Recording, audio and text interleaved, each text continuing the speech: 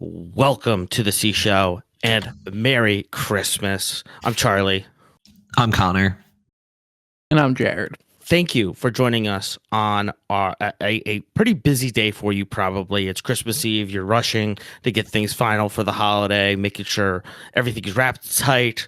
The holiday ham is in the fridge. Hopefully, everything is getting ready, all of that good stuff. What are your guys' favorite holiday foods? My family's a big appetizer family, so all the good horse derbies that you would expect. What about you, Jared? I gotta, everyone listening's gonna be like, what the hell is he talking about? But we gotta make a brisket. We had our brisket this year. And I make my grandmother's noodle kugel. Ooh. Noodle pudding. It's like if mac and cheese was made by a diabetic. Love that. Well, we're going to start off the show here with some big news for AEW from the Sports Illustrated Wrestling Awards for 2025. AEW and AEW stars win 10 awards, including Promotion of the Year, Female Wrestler of the Year, Mercedes Moné, Male Wrestler of the Year, Hangman Adam Page, Tag Team of the Year in FTR, Best in the Ring, Will Ospreay, Best on the Mic, Timeless Tony Storm. I think something we can all agree with here. Breakout Wrestler of the Year, Kyle Fletcher. Storyline of the Year, Hangman Adam Page's redemption arc. Rivalry of the Year, Hangman Adam Page versus Jon Moxley, and the Show of the Year, AEW Double or Nothing 2025. So, pretty impressive haul there for AEW from Sports Illustrated. I'm looking this up here to double check what the heel turn of the year was Naomi over in the WWE, and then the best women's match was the Rhea Io and Bianca match from earlier this year at WrestleMania. So, pretty impressed by the performance here from AEW. Your guys' thoughts? I'm glad they're getting talked about. There's so much, especially negative discourse when you look at like the online wrestling community. I think it was great for them to go and win some awards, right? Again, these are two major companies, right? There should be some splits back and forth, kind of up and down the ballot. But again, it just shows that they're still here to stay. Most people would have said, oh, AEW will be, far dead by now. Mm-hmm. Hell yeah, nerds. I think competition is good in the marketplace of ideas when we're talking about it. The thing that I always reference is iron sharpens iron, right? And AEW makes WWE better. The WWE makes AEW better. TNA is nipping at the heels, making sure that keeping everybody sort of on the same level. So I think this is great. And again, I agree with a lot of these. Male Wrestler of the Year, Tag Team of the Year, Best on the Mic. I think that's something I talk about at least 2 or 3 times a month on the show here with Tony Storm. Any other thoughts you guys want to talk about before we get into the next big piece of news for AEW? All right. Well, speaking of food, at the beginning of the show, White Castle and All Elite Wrestling tag up for a new AEW Bacon Brawl combo. Let me get my notes here. That's what I'm talking about. AEW stars Tony Storm, Brody King, Bandito, Big Bill, Powerhouse Hobbs, and Darby Allin team up to promote new limited time combo available for purchase nationwide at White Castle locations starting on December 27th. White Castle, America's first fast food hamburger chain, and AEW, one of the most dynamic brands in professional wrestling, unveiled the Bacon Brawl combo. It is 2 White Castle bacon cheese sliders, a order of crinkle cut fries, the best, and a drink, a combo worthy of a true champion's crave. Now, they really buried the lead here at the end. Fans can purchase a custom limited edition AEW X White Castle Luchador mask on Shop AEW and houseofcrave.com starting January 7th, 2026. Yeah, I'm getting that. Are we taking a little field trip over the break here? Where's the closest White Castle? Allentown, I believe my home turf. it is Big in White Allentown. Castle in Pennsylvania. Is there one in It is Delaware? in the- That's like way closer. Yeah, but then you don't get to go to the parking lot of the Home Depot that we used to drive to at 2 a.m. to get White Castle. You know, with all that Darby puts his body through, him being part of the White Castle deal actually makes sense to me. I 100%. Yes, and I am confirming here that there is a White Castle in Allentown, and then the other closest White Castle to Philadelphia is outside of Princeton, New Jersey, in Heathcote. It looks like so up in South Brunswick Township. More in fast food news, the Lehigh Valley is also the closest Bojangles to Philadelphia. Okay. You keep glossing over this, Jared, and I cannot abide by it. It's also the closest Waffle House. That's true. You guys got a Waffle House? Yeah, there's up on Airport Road, right near the frozen yogurt place I used to work at. All right, so we're taking a little food tour, right? And then further down is Platinum Plus, which I'll let you. That'll Google. be our next bonus content. We need to just stick a phone on the dashboard, and you have to hear us bitch and moan about traffic, and we go and eat all these places. I'll show you around just get a GoPro. I'm from. The hard fast streets food of streets that raised me. I'm really excited for this. White Castle is an underrated brand, in my opinion. I can't enjoy much of White Castle's offerings. However, I'm gonna have to get a White Castle luchador mask. You gotta. Better than Crystal. Better than Crystal. Well, folks, thanks for joining us on a holiday edition of The C Show.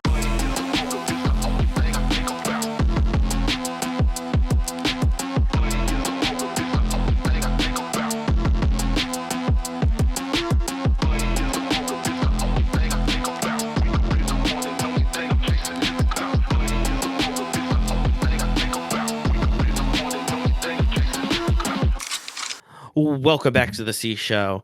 We're talking Dynamite Holiday Bash 12/17. We're in Manchester, England. We're starting off with the Continental Classic Blue League, Roderick Strong versus Jon Moxley. Roderick Strong really needs 3 points. Mox and Roddy faced off in 2008. Overall, they only have 2 draws against each other in those times that they faced off since 2008. What are your guys' moves of the match? For me, it was Strong does a drop kick through the second rope when Moxley is standing outside. And then there's a point where Strong also just slams and drives Moxley into the steel steps. Those are my 2. My definite move of the match was Mox hitting the big jumping cutter. Mm-hmm. Roddy goes way up in the air. Mox just catches him right into it. Smooth. I loved Strong dropping Mox into the steel steps. Strong taking a page out of Moxley's books. But as Mox's kick sends Strong outside of the ring, a paradigm shift by Mox. Death Rider, Mox pin to win 1, 2, 3. 3 points for the Rider, and the end of the Continental Classic Road for Roderick Strong. A little disappointing for Roderick Strong, honestly. Was he doing anything before this, Charlie? He's got the whole angle with the conglomeration, Paragon, Kyle O'Reilly, Adam Cole.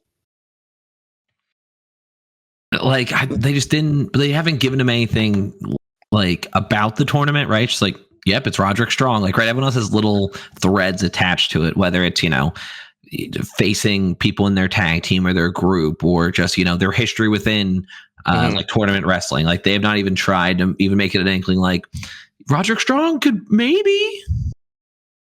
Yeah, no, I feel like he is definitely a taking up a spot here to fill up space and job, essentially. But Eddie Kingston has a very simple outlook. You either win or you learn. You never lose. Maybe that's a lesson for Roderick Strong. Eddie feels bad for everyone else, and professional wrestling is his life. He's dedicated everything to this. Before we move on to our next topic here, in the spirit of learning, do you guys have any New Year's resolutions?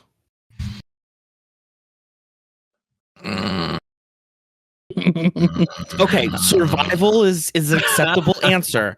Survival is an acceptable answer.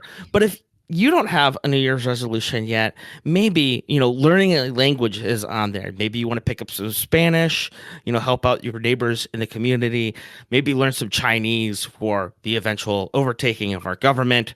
You can learn that new language with Babbel. Learn to speak a new language with confidence with Babbel. You'll learn practical and useful skills that you can apply right away so that you can reach your goal of having real-life conversations faster.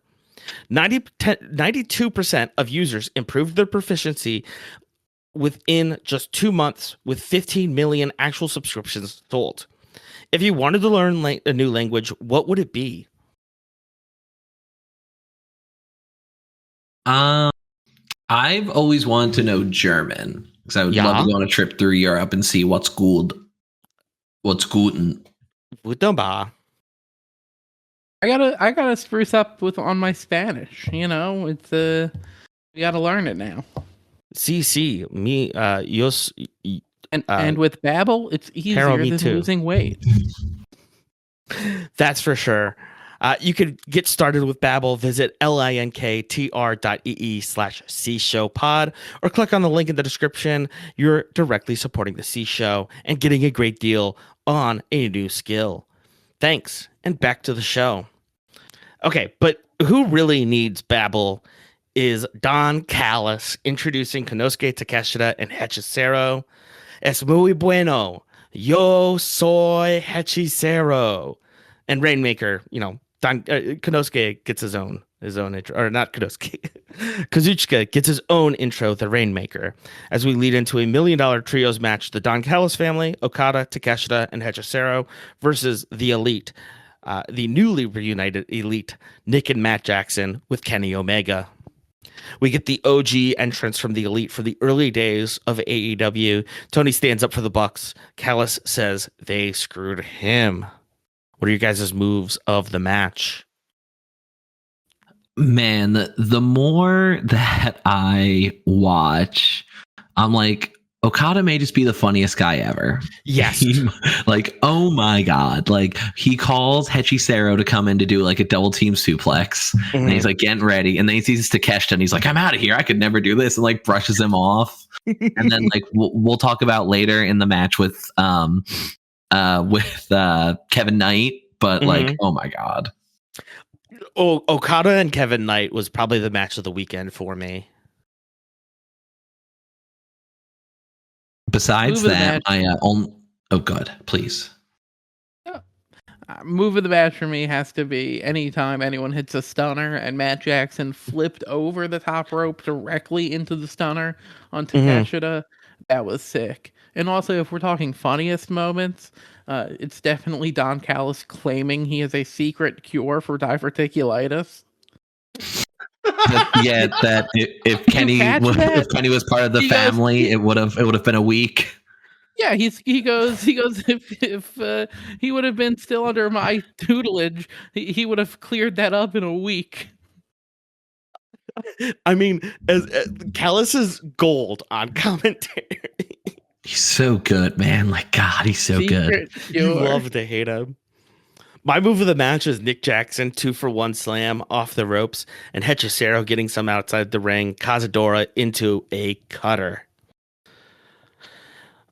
The ending here, triple BTE trigger rings Hechicero's bell. We get a V trigger on the ropes. One winged angel with the assist by the Bucks. Pin 1, 2, 3. The Elite win with $1 million. Callis runs away with the money, but Okada and Takeshita attack from behind. Okada and Takeshita trade moves, Rainmaker and Raging Fire. Okada and Takeshita shove each other. Omega with Alex's broom. Did you see that? Kenny Omega with the broom? Yeah, sweep it up, asshole. Sweep it up. My note was literally, Kenny sweeps them away. Oh! Ow! Make that your title and smoke it. The ref comes in with the duffel bag to make sure the Bucks and Kenny get their money. Love to see it for Kenny and the Bucks. I feel like we're getting on a point where Kenny is going on sort of like a retirement tour and sort of like winding down his career. He's had a couple of issues already, the diverticulitis you mentioned, a couple other injuries recently, but I feel like this is also him coming back to like an earlier point in AEW's history and referencing that as well with reuniting the Elite against Don Callis. I'm really loving the Bucks the more that I watch of them. I thought they were a little obnoxious, but the whole deal with Nick being a gambling addict, perfect. You just got to get the bit, man. Orange Cassidy, better when you get the bit. Young Bucks, better when you get the bit. Just get the bit. Just get the bit. I bought into Young Bucks hard. I love them. I'm glad to hear that because I just figured out how to digitize DVDs, and I have a ton of Young Bucks stuff for you guys to watch. Ooh, let's admit to crimes on the podcast. Hey, I own the DVD and I made a digital copy. It's legal. If you guys want to come over and watch that legal copy, what am I going to do? What is the FBI going to do?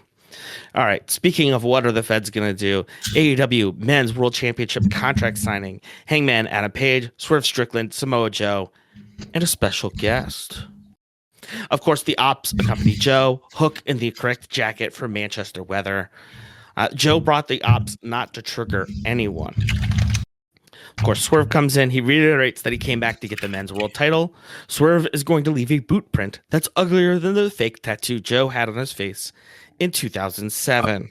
Are you guys aware of this? Do you guys have any idea what they're talking about? Please, I was hoping you could enlighten us. Oh man, when I figure out how to drop this in the chat, thank you so much, Easy. Oh, yeah, dude, it's bad.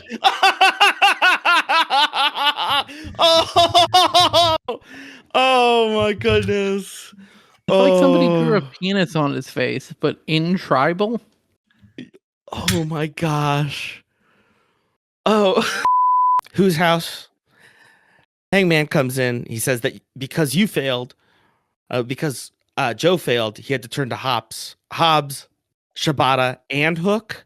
You are worse than the Death Riders on their worst day. I would hate for the legend of Samoa Joe to be remembered as the piece of shit that you are today.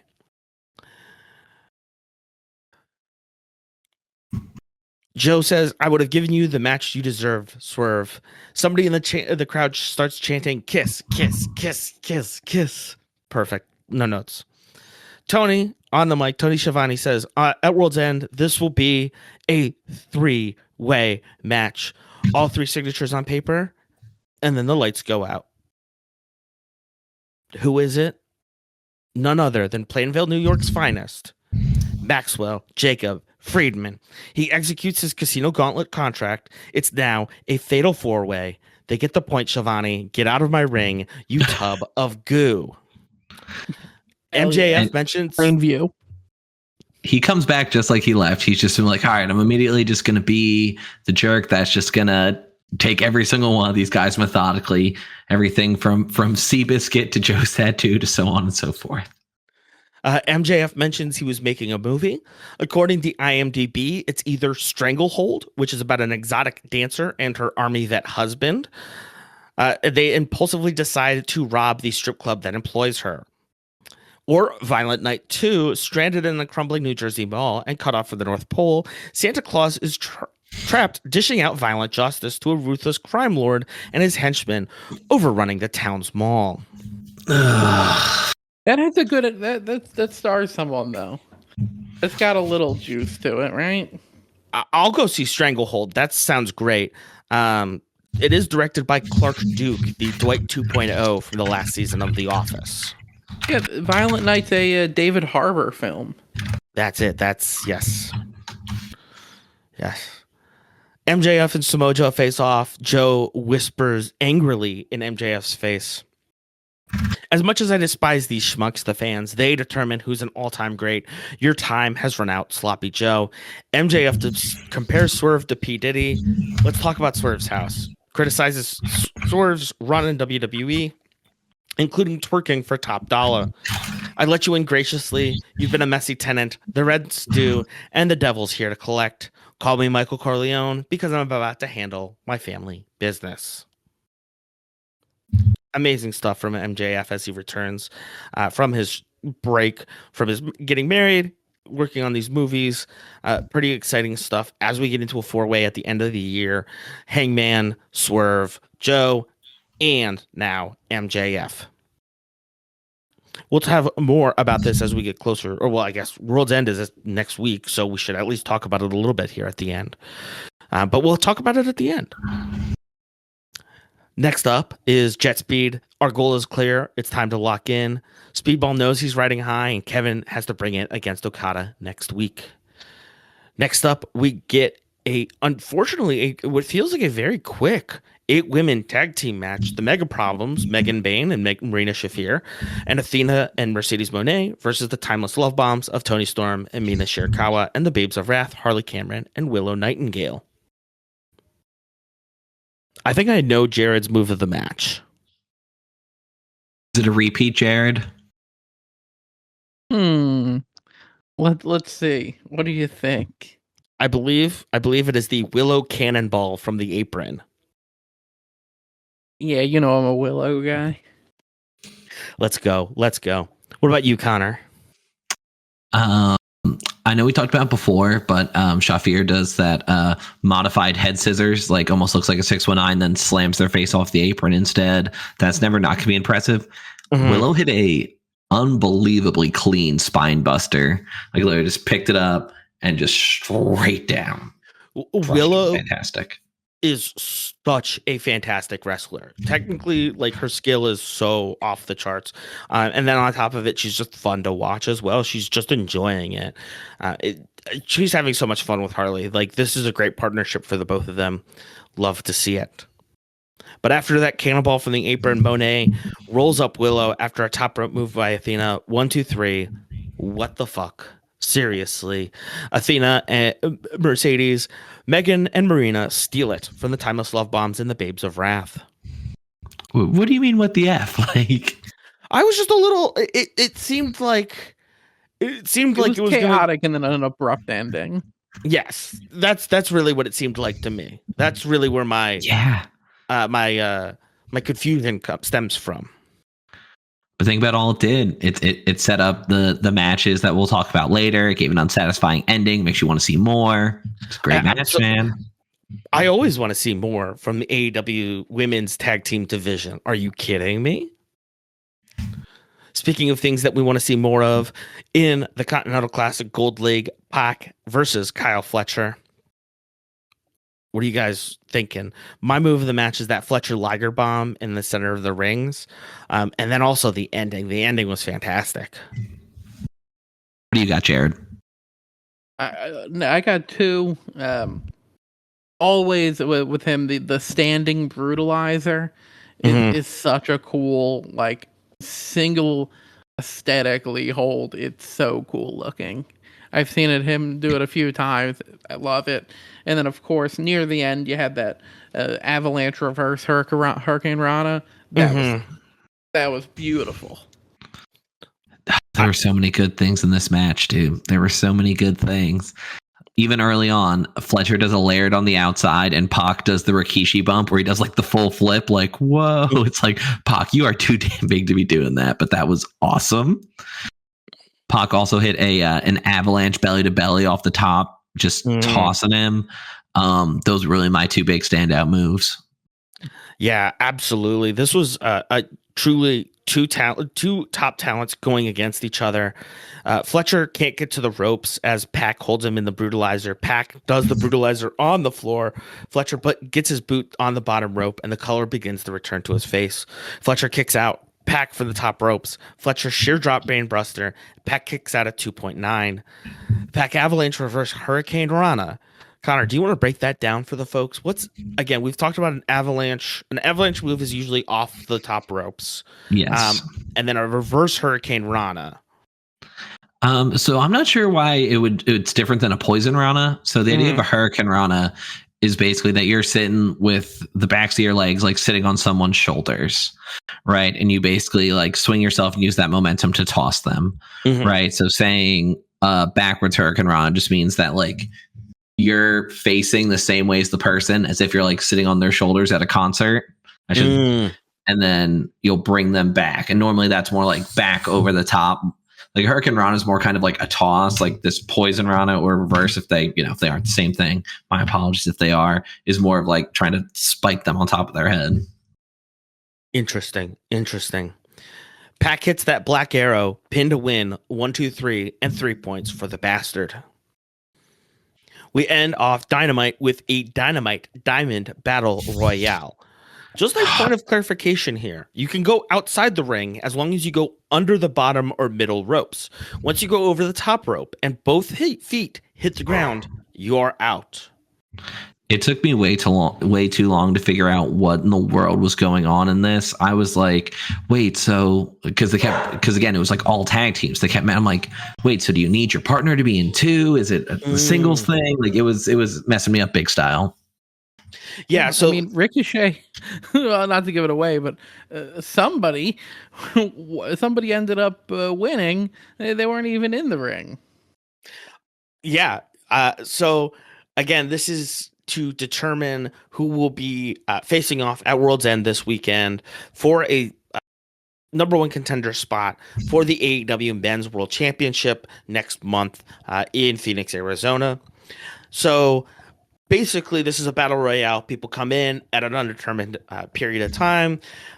You're supposed to stay in the ring as long as possible. Again, as I mentioned at the top there, you could slide out underneath.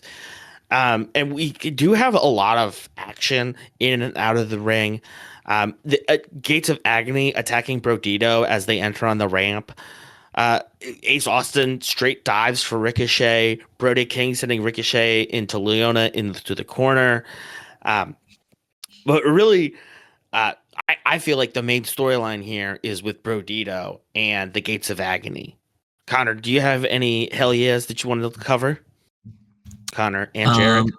You really hit it. Like, again, Brody King's Death Valley driver in the corner that you mentioned was amazing. Other than that, it was just funny. So it was only like the second time I've seen Caster and Bowen wrestle together. And the fact that they have a move called Scissor Me Timbers was worth the price of admission. Amazing. I like the moment that Shelton Benjamin had Ricochet in his arms, and now, of course, you could just throw him out of the ring, but he gets this little glint of mischief in his eye as he looks over to Luchasaurus, like, this motherfucker's big enough that I can just throw the small guy to the big guy for a cool combo. Hell yeah. Why eliminate him? Get the cool combo. It's Indeed. A crossover event. And as Jared hinted at earlier, after Khan tries to dump Bandito and turns around to dump Khan over the top rope, Bandito slides back into the ring only to face off against Ricochet. They'll face off on Christmas Eve. And that was Dynamite. But we go immediately into Collision, an hour of Collision on the 17th. And we get Moxley speaking to camera. He loves the simplicity of the tournament. Bring whatever you have, and it gets laid bare. There's nowhere to hide. The more we get into this tournament, the more it reveals about someone. He was 30 seconds away from being SOL. When it's over, he didn't leave any bullets in the chamber. He left it out there.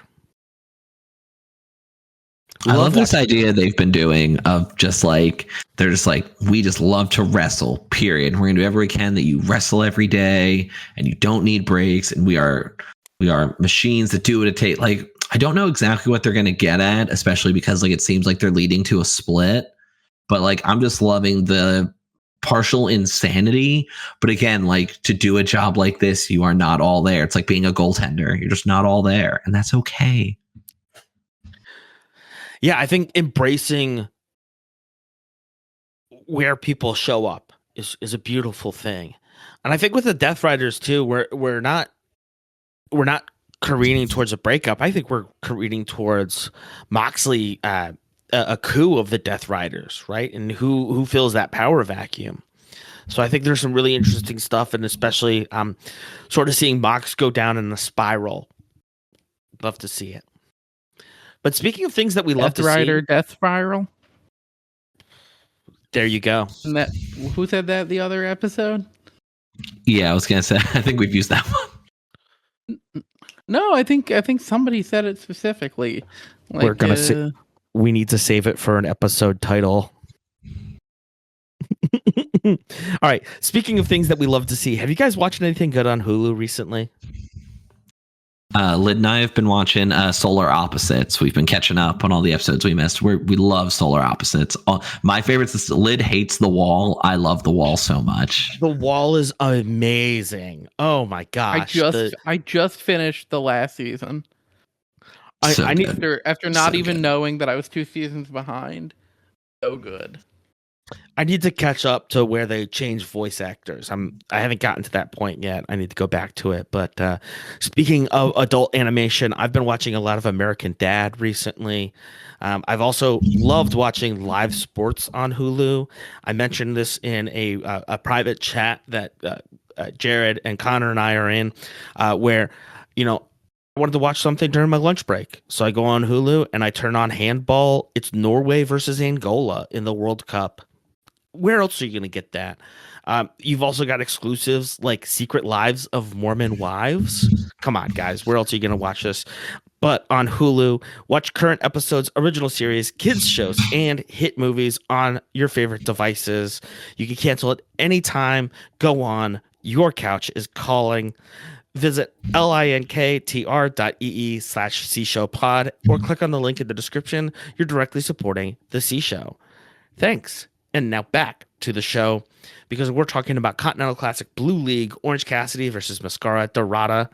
Both need 3 points to stay alive. Both have 1 win and 1 loss over 2 matches. What are your guys' moves of the match here? For me, it was the one sequence where Orange Cassidy goes for a DDT. Mm-hmm. And Dorada literally does a handstand so that he gets out of it, and Cassidy falls, and then just immediately gets hit with another DDT. What about you, Jared? I'm a huge Dorada fan. Mm-hmm. That was a great moment. He had so many good things. I didn't take notes because like all remote work, I'm woefully underprepared and not wearing pants for this portion of Collision. Well, listen, I'll cover for you, Jared. The 3 moves of the match from Dorada that I want to touch on are the shooting star press off the apron, the crossbody off the top, and then a power slam.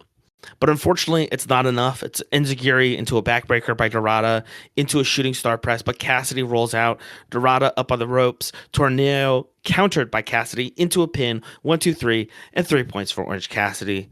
Cassidy calls out for Dorada and slides his glasses across the ring. Dorada struggles to put them on as his ears are covered by his mask.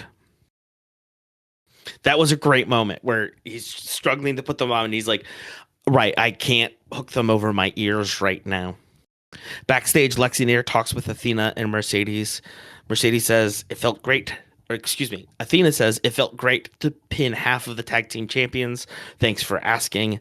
Athena has a great idea. Mercedes Moné and Athena versus those hussies of wrath for the AEW Women's Tag Title. Mercedes gives out an opportunity for a local for Saturday Collision to go for her Rev Pro Undisputed British Women's Championship. Say that 10 times fast. It will be a Christmas miracle if you beat me. And then, again, as we talk about matches featuring local British talent, we've got Jamie Hayter versus Isla Dawn from Glasgow, Scotland. Hayter fighting at home, but a little far from Southampton. What are your guys? What's your move of the match here? They went really quick here. I feel like there wasn't, too much. Like Hayter hit a nice belly to belly. Isla Dawn had a nice back suplex, and outside that, this match was really just a device to get to the end here. Yeah, it really was. Again, you put it best. A device to get to the end. If you want to watch more Isla Dawn, go watch the AEW Dark Stocking Stuffer. She has a much more full match there, a lot more action. But bow. After a well, let's just got to it. Haterade 1 2 3 pin to win. Never mind. Jamie brushes the hair out of her face and celebrates, and the sisters is sin attacked with Thekla. Thekla has a belt. Stereo superkick to Hater by the sisters. Hater gets hit with the belt, but Statlander storms into the ring. Statlander delivers a slam and then a tombstone pile driver on a Thekla. And it goes wrong, and Hater gets the Haterade on Statlander. Jamie goes for the belt. Moving on, AEW Men's World Tag Team Championship. The Bang Bang Gang, Juice Robinson and Austin Gunn versus FTR, Cash Wheeler and Dax Harwood. Austin Gunn going, no, you can call me Ass. Mr. Ass is my father. Dude, the Bang Bang Gang just keeps growing on me, man. Juice hits a really nice second rope springboard. There's a point where Austin actually gets the roll up on Dax, but of course the ref is distracted, right? Has him for like a 5 count real time. And then when Juice just started like throwing jabs, like again, there's not like they were just like, again, looked out of a cartoon, jab, jab, jab the other one, jab the other, and then hits them both with a clothesline. I'm like, damn it, Juice might have it. Juice might be that dude.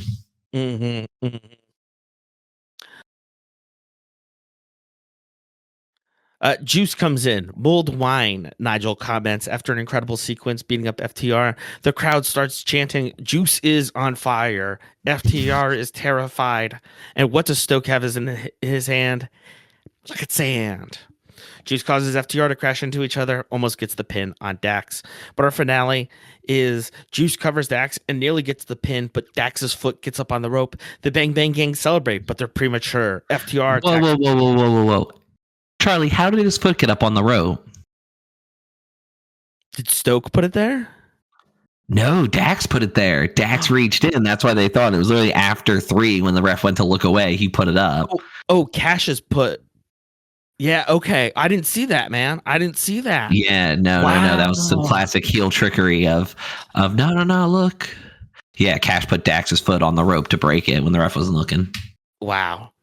I thought you were coming after my word choice there. The Bang Bang Gang celebrate, but they're premature. FTR attack Juice's knee. An inverted figure 4 by Dax on Juice. Wheeler plays defense, and Juice has to tap out. He has no option. FTR retain in a thriller. What a match. What a match. Oh, yeah. Well, we're going to talk a little bit more. Oh, hell. We got a little bit more Holiday Bash coming to you here. We got another hour of Collision to talk about. We'll be right back here on The C Show.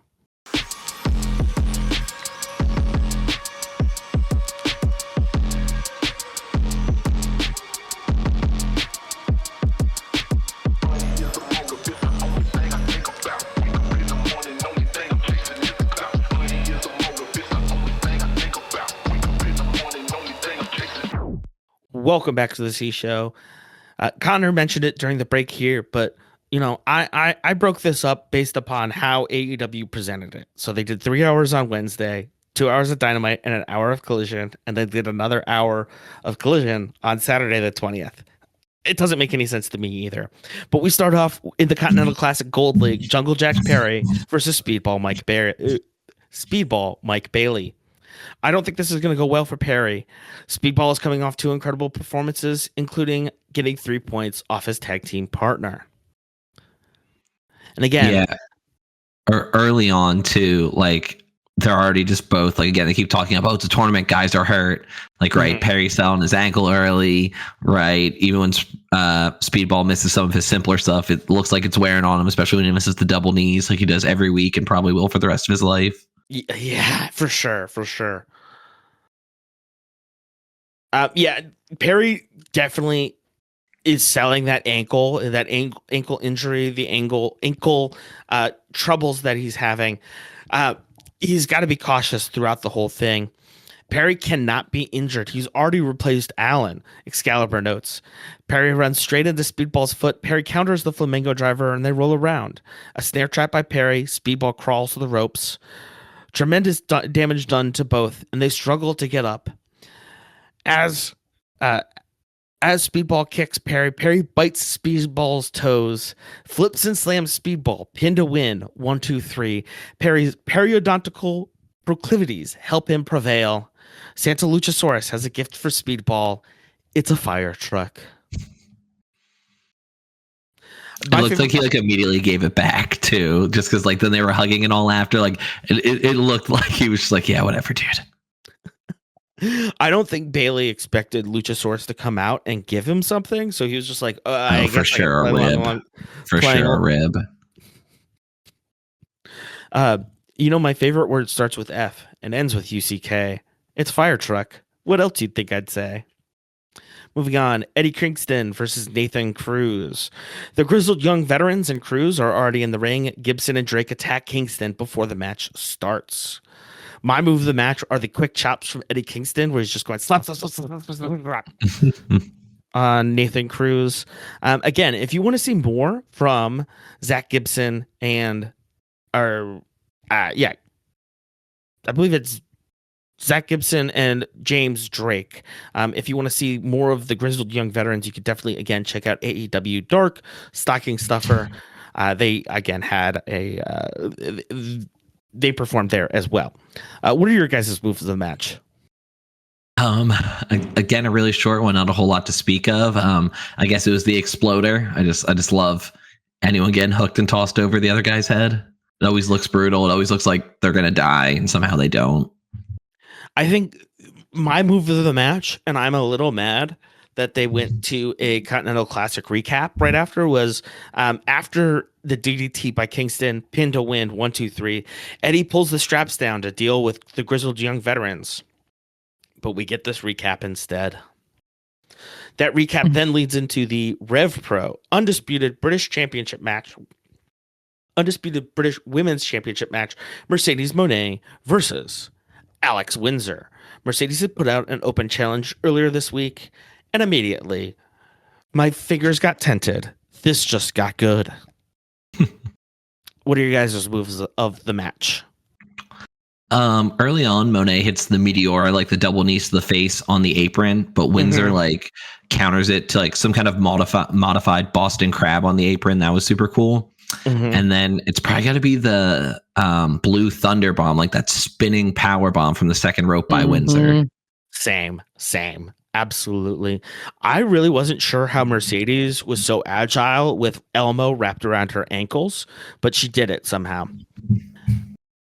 After Windsor hits that Blue Thunder Bomb off the ropes, Monet can't handle it. Windsor pulls her feet off the ropes. They trade submission holds before Windsor rolls up Monet for the pin to win. 1, 2, 3 to win the Rev Pro British Undisputed Women's Championship. 2 belts. Windsor's son runs up to the ring and they celebrate together. A cute moment for Windsor. Yeah, that was really sweet. It was cool. Again, as a kind of a reminder that, again, athletes, performers, whatever, they're still people. They still want to celebrate with their kid. That's a big deal for her. That's awesome. Yeah, exactly. I just thought it was a cute moment as well. It was just very sweet. I loved it. Moving on, our main event for the evening, Continental Classic Gold League, Kevin Knight versus Kazuchika Okada. Callis again joins commentary. For me, this feels sort of like a changing of the guard, right? Kevin Knight on the rise. Again, Okada sort of at the apex of his career. They're going against each other, 2 different styles, but evenly matched. The double drop kick in the middle of the ring to start off. Connor, I know you mentioned it earlier, but the hysterical, the comedy here was off the ropes or off the charts. Right, and from both of the guys, just to be able to put on a good match and still be funny and get it. Early on, Knight flops the bird, right? Gives Okada the Okada, flops him the bird. There's a point where they both just kind of stare at the ropes outside the apron, and they both go, and they're like, "Yeah, we're gonna do this," kind of like Speedball and Knight did last week. But Okada just doesn't jump. He's like, "No," he's like, "You're out of your mind." But then Knight gets up, knocks him off the apron, and then hits a diving clothesline off the top, into the announce table. Fantastic. I also loved while Okada and Knight were outside of the ring, Okada was just Hey, we should go back in so that we don't get counted out and we can at least like attempt to get 3 points here. Okada with the shenanigans shoves referee Rick Knox to disrupt Kevin Knight on the ropes. Okada goes old school with the elbow drop. Our finale here, DDT by Knight, spiking Okada.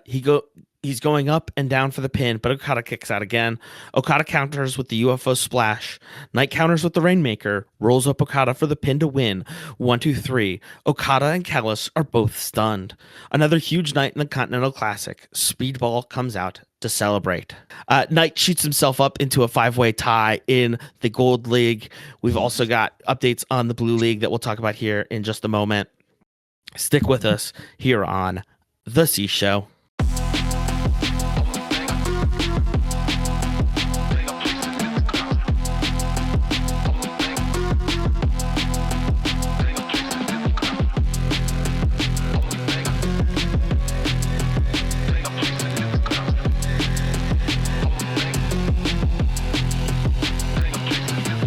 Welcome back to The C Show. We've got an update on the Blue League and then also AEW World's End. In the Blue League, Castagnoli and Takeshita still on top with 7 points apiece. Moxley, Cassidy with 6, Dorada with 3, Strong mathematically eliminated with 0 points. Listen, I think right now we're looking at either the finale here in the Blue League either being Takeshita and Castagnoli or Castagnoli and Moxley, and then that leads to a Death Rider Death Spiral. Nah. It's gonna be Orange Cassidy and Claudio, and I feel like it's gonna be that Orange is finally gonna win after getting his ass beat the past couple times, and then that's gonna have Claudio kind of have a moment of like, can I be the guy? Can I take over the Death Riders? A moment of a lack of self-confidence there from Claudio. Especially because if Pac manages to get there and then win, right, now maybe it's not so much about Moxley going out. Now it's about, well, who's at the top of this, right? Exactly. Who has the belt, right? That's exactly what comes down right. to here. That's how Marina ends up the leader of the Death Riders. She comes in, she's like, "Oh, you lost." Like a strong Jewish mom, and takes over the team. Why aren't you doctors? You could be lawyers. I could die. In the Gold League, we have a 5-way tie for 6 points. Fletcher, Okada, Bailey, Pac, and Knight all with 6 points. Jungle Jack Perry with his now 3 points over 3 matches. This one I really think could be anybody's game. Pac and Allen are the only ones, Pac and Jungle Jack Perry are the only ones to have wrestled only 3 matches. Everybody else has only 1 match left. So Pac and Perry can really change how this rolls for everybody else. If we could get a 6-way tie at 6 points, which would be awesome. I would love to see some weirdo stuff where, the last night there's still, however many of them, 2 of the matches go to a draw. So it's like, all right, screw it. It's going to be whether they do it as 2 quarterfinals, semifinal. It's like, oh, they do an extra match. Or if it has to be like, it's like, screw it. The first one's like a 4-way, like eliminator or something. Yeah, no. And again, if you have the talent who's going to be in that match is incredible. No matter what the combination is, Fletcher, Okada, Bailey, Pac, and Knight, you're going to get a great match. All right. This Saturday, upcoming is AEW World's End at the Now Arena at the Hoffman Estates in Illinois. Starting off, we have the Continental Classics semifinals. For the Blue and Gold Leagues. We're not going to spoil that for you because you still get to watch that. And then we also have the Blue and Gold League winner matches to start off. Then we'll have a singles match of Darby Allin versus Gabe Kidd. Gabe Kidd, of course, from New Japan Pro Wrestling, not New Jersey Pro Wrestling. Then, in a Chicago street fight for the AEW World Tag Team Championship, we've got FTR, Dax Harwood, and Cash Wheeler with Stoke versus the Bang Bang Gang, Juice Robinson and Austin Gunn with Ace Austin. Like we talked about before, the Babes of Wrath, Harley Cameron and Willow Nightingale, face off against Mercedes Moné and Athena in a tag team match for the AEW Women's Tag Team Championship. Our last two matches are Chris Statlander versus Jamie Hayter in a singles match for the AEW Women's World Championship. And again, a blockbuster main event. Samoa Joe, Swerve Strickland, Hangman Adam Page versus MJF in a four-way match for the AEW Men's World Championship. MJF executing his Casino Gauntlet contract. So we'll talk about the matches that we know who the competitors are going to be. First off, we got Darby Allin and Gabe Kidd. This is definitely going to be an outside of the box match. You know, Darby Allin is not your traditional wrestler. Neither is Gabe Kidd. Your thoughts?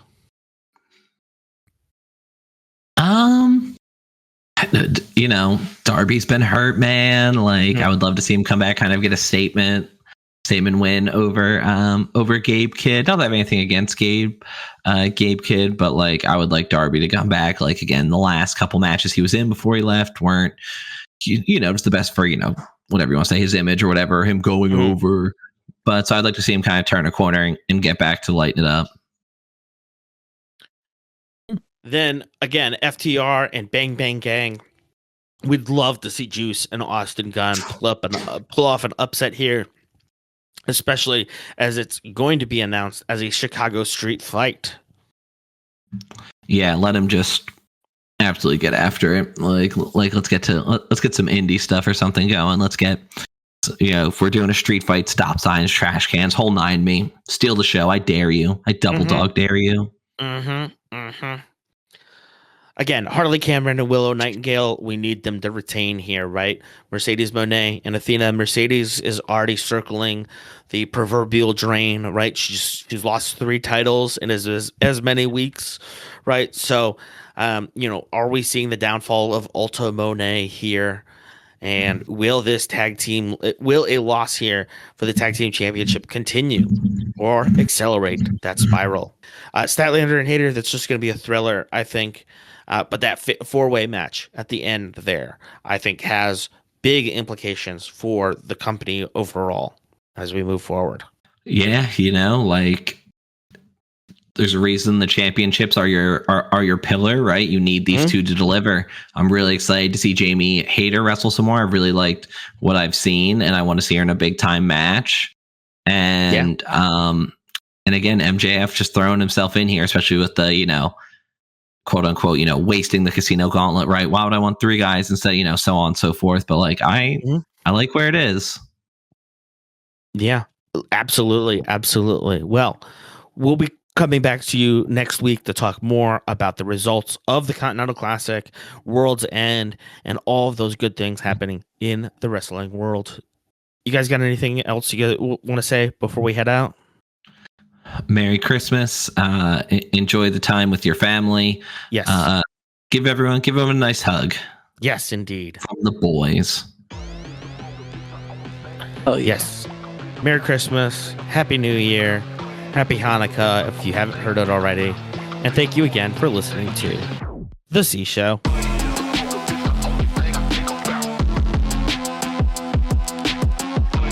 Of course you like The C Show. Make sure to subscribe, rate, review, and share with your friends. Support the show directly at ko-fi.com/cshowpod. Follow us on social media. We're on Instagram, TikTok, Blue Sky, Facebook, and YouTube at C Show Pod. Have a question for the boys? Send an email, cshowpod@gmail.com. Thanks to our friends Amir, Patrick, and Justin for their assistance. The C Show is a production of 832 Media. Thanks again for tuning in, and we'll be back next week.